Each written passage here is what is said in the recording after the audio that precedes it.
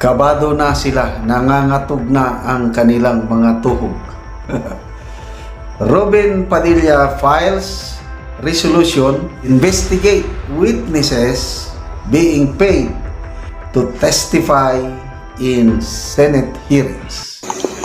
Ito ang wow trending. Kinakabahan na ngayon si Senador Risa Hontiveros dahil sa ginawang aksyon ni Senador Robin Padilla. Nag-file ito ng resolusyon para imbestigahan ang mga witnesses na binabayaran para mag-testify sa Senate hearing. Matapos na lumabas si Michael Maurilio o mas kilala sa tawag na alias Rene. Naku po, una nang isiniwalat noon ni alias Bicoy na binayaran siya para sirain ang pangalan ng mga Duterte. Isiniwalat din ni Atty. Perdi Topacio na gawain na talaga ni Senador Risa Hontiveros na manuhol ng mga witness. Ngayon, gusto ni Senador Robin Padilla na aksyonan ang pagdami ng mga bumaliktad na mga testigo. Paktay na, Senador Risa Hontiveros. Dapat di tayo madistract sa mga powerful na tao weaponizing the law para di pag-usapan ang mga issue nila. Ang mga senador na posibleng susuporta sa inihain na resolusyon ni Senador Robin Padilla ay sila si Senador Ronald Bato de la Rosa, Senador Bongo, Senador Amy Marcos, Senador Mig Subiri, Senador Mark Villar, Senador Rodante Marcoleta, Senador Camille Villar, Alan Peter Cayetano at Senador Pia Cayetano. Banat pa nga ng mga netizens sa comment section na thank you Senador Robin Padilla, dapat lang talaga sir na maimbestigahan yan, di kami papayag na kalimutan na lang yang sinabi ng iba kasi tapos na yan. Di pwedeng senador, dapat may managot talaga dyan. Ipatawag, ipaharap ulit yung mga binabayaran ng mga witness, mga binanggit na pangalan. Good job po, antayin namin ang hearing na yan. Sana di lang pa press release, sana tutuhanin kasi totoo lang. Kaya nasa ganyang kalagayan si PRRD dahil yung mga nakapartido niya dati na gamit na siya. Nasa pwesto ngayon wala naman, mga duwag, puro mga pabebe at paawa na lang. Kinakabahan na si Salamat Kaayo Mr. Chair, isama na yung Bicoy involved din. Salamat Kaayo Mr. Chair. Dapat suportahan ito ng iba pang mga senador. The Senate is an institution that should maintain its integrity and credibility, allowing it to be used for grandstanding and self-interest diminish its credibility and integrity. Go Senador Robin Padilla, dapat po talagang ilaban natin para magkaalaman na talaga. Ang hilig kasi nilang magtanim ng witness. Dahil nagtanim sila, pwede ba tayo naman ang aani? Nakakaawa na masyado yung bansa natin. Ginagago na tayo harap-harapan ng mga buwaya sa politiko ngayon. Nag-file na ng kaso si Senador Risa Hontiveros against his former witness pati sa mga kakutsaban nito na naglabas ng video without verifying the veracity of such. Sana nga ay matuloy yung nais ni Senador Robin Padilla para lumabas ang katotohanan at mapanagot sa batas sa mga involved sa ganyang gawain. Tanim witness, dapat mahusay sa script. Pag binibisto, labas lahat pang counter script, sindikato style. This is good move by Senador Robin Padilla para wala ng peke na bayarang mga witnesses. Maghain din ng batas na penalizing paid witnesses and fake witnesses with imprisonment and amount of money for damage done to those who the accuse. Dapat lang imbestigahan na wiwili ang mga yan magtanim ng witness para manira ng tao. Good news po ito. Kabado na sila, nangangatog na ang kanilang mga tuhog. Robin Padilla files resolution to investigate witnesses being paid to testify in Senate hearings. Sabi ni Kipi, thank you very much Senator Robin Padilla for initiating the resolution to start a Senate probe on alleged bribery where witnesses are reportedly being paid to testify in Senate hearings. Dapat di tayo madistract sa mga powerful na tao weaponizing the law para di pag-usapan ang mga issues nila.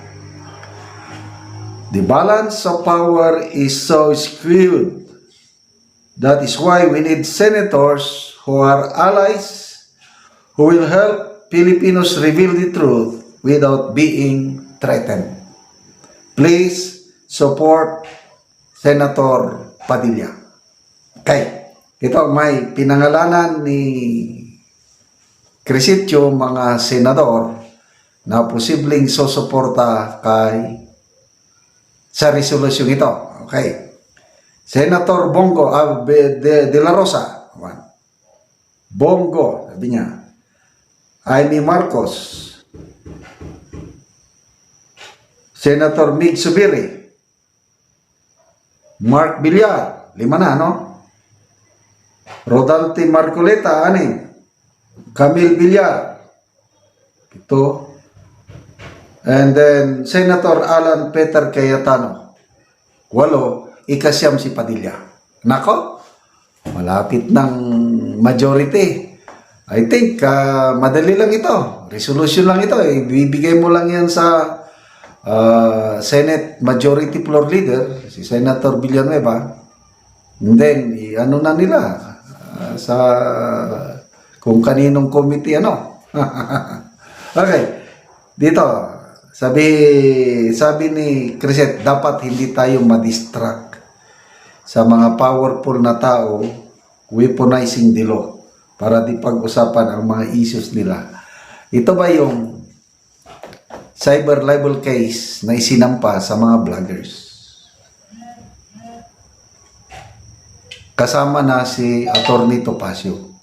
Si Atty. Topacio, walay problema yan dahil veterano na yan. Pumasok sa bitag. Sabi niya, you're in my world, baby. Nakakatawang panoorin si Atty. Topacio sa kanyang programa. Aliw na aliw ako dito kay Atty. Topacio.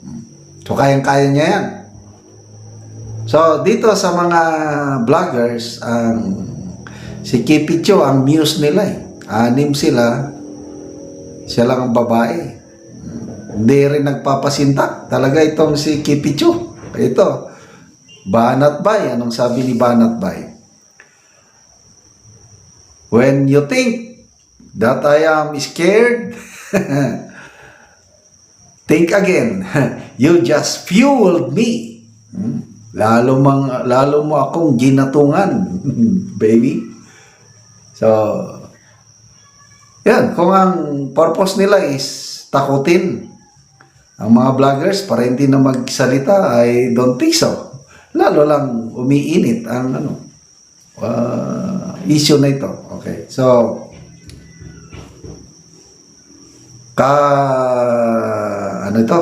nakaka-excite yung July 28 na opening, Kasi babantayan natin dyan. Although, na ito, on the ball na ito, yung pagiging Senate President ni Senator Escudero. Siya na talaga. Parang umamin na si Senator Soto na yung akusasyon sa kanya, bakit ayaw ng mga senador sa kanya. Masyado daw stricto. Inamin na ni Senator Soto, guilty as charged. So, sabi ni Senator Soto, kung yan ang dahilan na di nila ako gustong iluklok na Senate President, so be it. Talagang stricto ako. So, aabangan na lang natin yung proceedings ng impeachment court. Tatalakayin na yung issue on jurisdiction. Yung na mayroon ng mag-move to dismiss. Kaya sabi ni Senator Marcoleta, kung sakaling matuloy ang trial. Bakit sabi niya kung sakaling? Kasi may puruhan, madismiss. Kanina nakakatawa yung napanood ko sa Facebook reel. Si Senator Marcoleta, may biniro lang siyang kaibigan niyang kongresista. Kaibigan niya ito. Marami siyang kaibigan. Sabi niya, di ba isa ka sa pumirma, bro? Yes. Baka pwedeng tumistigo ka sa sa impeachment ka trial kung matuloy. Huwag naman. Sinabi mo sa akin noon na hindi mo na binasa yung articles of impeachment dahil ang dami, pumirma ka diretso. O di pagkakataon mo na magpaliwanag na, parang awa mo na, huwag naman.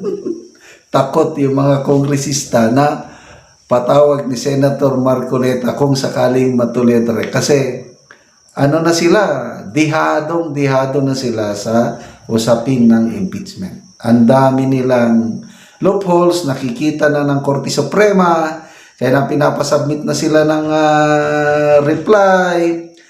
Bakit ang House Secretary General pinatagal niya yung 3 impeachment complaint?